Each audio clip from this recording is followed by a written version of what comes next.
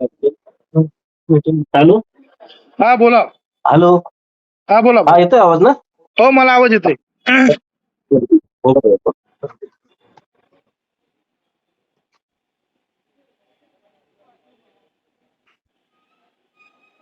ललित ससानी ना?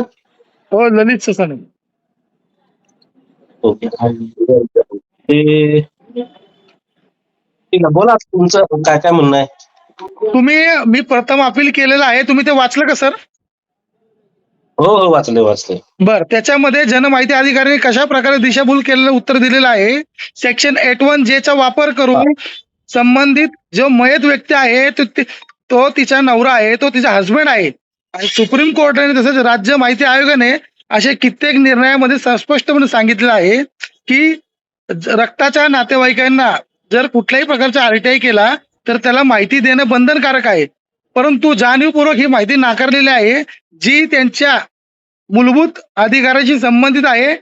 तसेच त्यांच्या व्यक्तिगत माहिती ही त्या महिलेशी संबंधित आहे, ना की दुसऱ्या कुठल्याही आटेक ज्याचा जो वापर केलेला आहे. जे अशिक्षित जे जनमाहिती अधिकारी आहे त्यांनी जो काय कलमचा वापर केलेला आहे 81J, त्याची व्याख्या वेगळी पडते.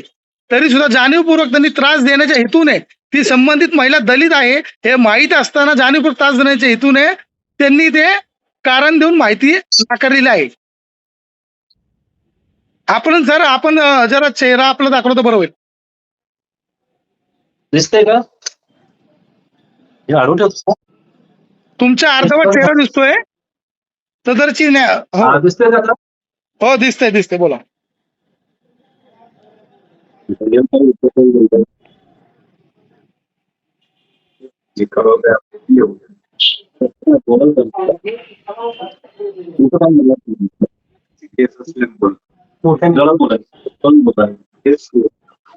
एमएलसी केस असल्यामुळं ते केस असल्यामुळं ते आपल्याला डॉक्युमेंट देता येत नाही. तुम्हाला जर का डॉक्युमेंट्स लागणार असतील तर तुम्ही ते पोलीस स्टेशन मध्ये देऊ शकता. जे काही पेशंटचे नोट्स आहेत ते तुम्ही पोलीस स्टेशन मध्ये देऊ शकता.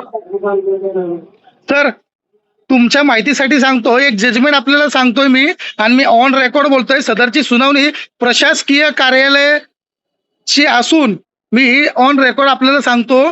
CIC डिसिजन म्हणजे सेंट्रलचे एक जजमेंट आहे. File number CIC/ADA/A 2013/001326 section 5A date 26/8/2014 judgement आहे. त्याच्यामध्ये केंद्र सरकारने स्पष्टपणे सांगितलेलं आहे की the information relating the medical record of postmortem report a deceased person can be disclose to the wife being a close relative and having focus standing in the matter. हे CIC judgement आहे. याची प्रत मी तुम्हाला माहिती सांगतो. त्याचबरोबर supreme कोर्टाचे judgement आहेत. Canara bank versus CS Shyam 2018 त्याच्यामध्ये सुप्रीम कोर्टाने स्पष्टपणे म्हटलेलं आहे, if the information pertain to a deceased person and is sought by a close relative such a spouse of legal heir it cannot be denied under section 81J. हे supreme कोर्टाचे judgement आहे. Canara bank versus CS Shyam 2018 judgement आहे. तर या जजमेंटचा आपण अवमानना करणार आहात का, माझा प्रश्न आपल्याला. सर तुम्ही ते CIC जजमेंट पाठवू शकताय का आम्हाला? मी तुम्हाला हे सर्व जजमेंट सांगतो. त्याचबरोबर माझं 4थं जजमेंट आहे, ते सुद्धा आपण ऐकून घ्यावं, कारण की मी ऑन रेकॉर्ड बोलतोय, ऑन रेकॉर्ड करतोय. CIC Harishchandra versus north DMC CIC/DS/2013/000207 याच्यामध्ये स्पष्टपणे सांगितलं आहे. CIC ने postmortem report are public document are disclosable under the section RTI act 61. त्यानंतर 5वं जजमेंट मी आपल्याला सांगतो.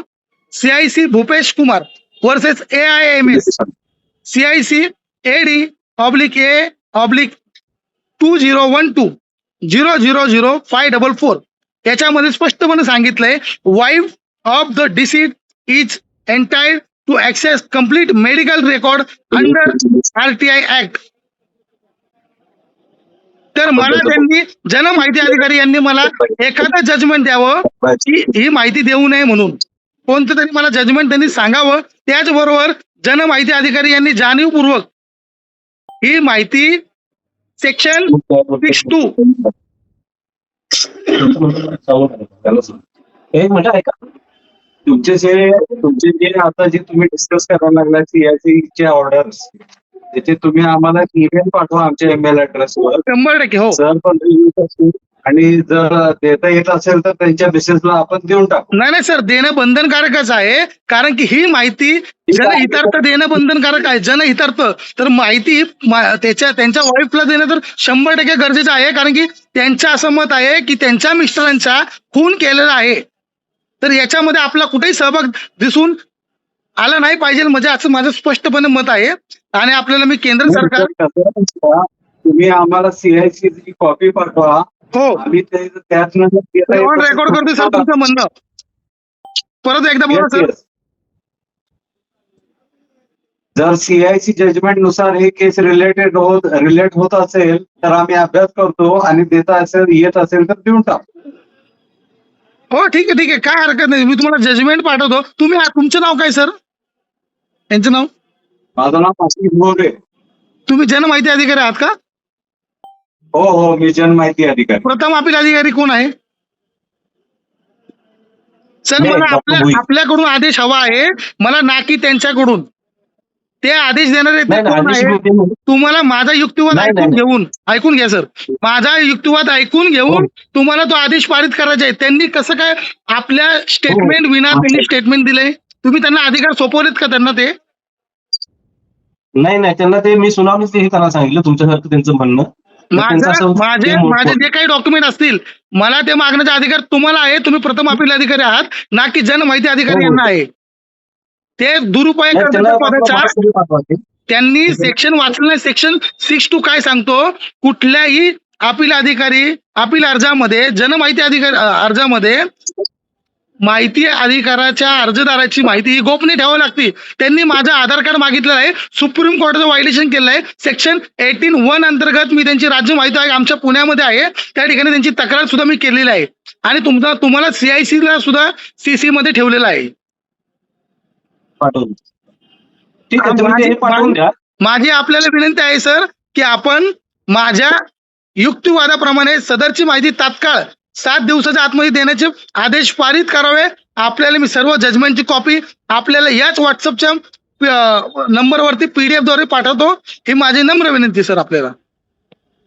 ठीक आहे. Okay sir. ओके.